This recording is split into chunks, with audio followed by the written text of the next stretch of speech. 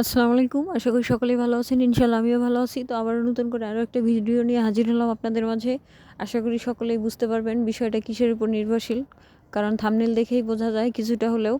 তো যাই হোক, আমি ঘরে আসলাম। ঘরে আসার পরে টুকিটাকি যে গোছানোর বিষয়টা থাকে সেই গোছানোর বিষয়টা আগে কমপ্লিট করলাম। কারণ এলোমেলো কারোই পছন্দ না। আর এলোমেলো আমারও পছন্দ না।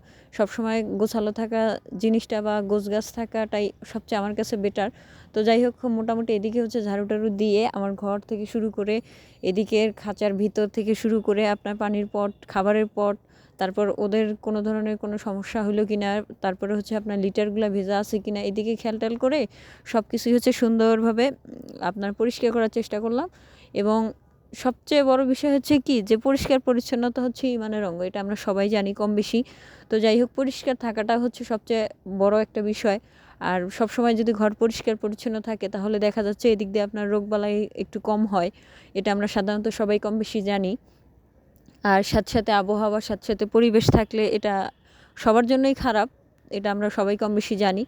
তো যাই হোক, এইজন্যই আমি সবসময়ই ঘরগুলো পরিষ্কার রাখার চেষ্টা করি। আর এদিকে যে আমার খাঁচাগুলো ফাঁকা পড়ে আছে, এদিকে খাঁচা ফাঁকা। তখন হয়তো অনেকেই প্রশ্ন করতে পারে যে, "কী ব্যাপার, আপনার খাঁচাগুলো ফাঁকা কেন?" তো এই খাঁচাগুলো ফাঁকা থাকার পিছনে অনেক ধরনের রহস্য থাকে বা অনেক কথাই থাকে। তো যাই হোক, ওগুলোর কথা আমি বলতে চাচ্ছি না। ওই বিষয়ে কোনো কথা আমি বলব না। তো এই খাঁচা যখন ভর্তি হবে ইনশাআল্লাহ তখন আপনারা দেখলেই বুঝতে পারবেন। তো একটা মানুষের কি লাইফে চলার সময় না বিভিন্ন ধরনের কথা থাকে ওই মানুষটার ভিতরে।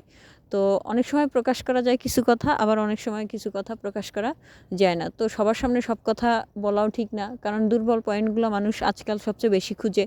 কারণ দুর্বল জায়গাটা দেখবেন আপনার খুঁজে বের করার চেষ্টা করবে।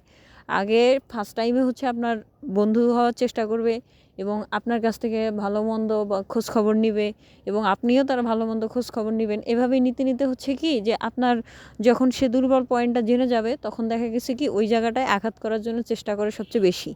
এজন্যই কি গোপন কথাগুলো কাউকে না বলাই বেটার। তো যাই হোক, হাজারো কষ্টের মাঝে হাসি-খুশি থাকাটাই সবচেয়ে মনে হয় ভালো। কারণ হাজার বিপদ আসুক, হাজার বাধা আসুক, হাজার সমস্যা আসুক, এর মাঝে যদি আমরা আল্লাহর তাআলাকে স্মরণ করি তাহলে আমার মনে হয় যে ইনশাআল্লাহ আল্লাহ আমাদেরকে কোনো বিপদেই রাখবেন না, সব বিপদেই উদ্ধার করবেন ইনশাআল্লাহ। এটা আমরা কম-বেশি সকলেই জানি।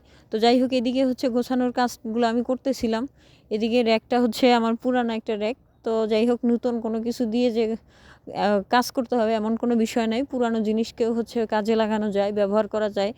তো আমি পুরানো ফেলে দেওয়া জিনিসটাকেই কাজে লাগানোর চেষ্টা করলাম। এটাকে এনে নিচে কয়েকটা ইট দিয়ে সুন্দর করে গুছিয়ে এর ভিতরে আমি ওষুধগুলা রাখার চেষ্টা করলাম। আর যে এইদিকে আপনার ঘরের ভিতরে যে তাপমাত্রাটা, আর্দ্রতা এটা আপনার আগামীকালকে আমি ভিডিওতে বলছিলাম। তো এই বিষয়টা হলো কি যে ঘরটা যদি একটু গরম থাকে এতে করে দেখা যায় যে ঘরের যে আবহাওয়া এটা একটু গরম থাকলে পাখিদের জন্য বা মুরগির জন্য ভালো হয়। তো যেহেতু ওয়েদার খুবই খারাপ, ৩ দিন থেকে আজকে আবহাওয়া খুবই খারাপ।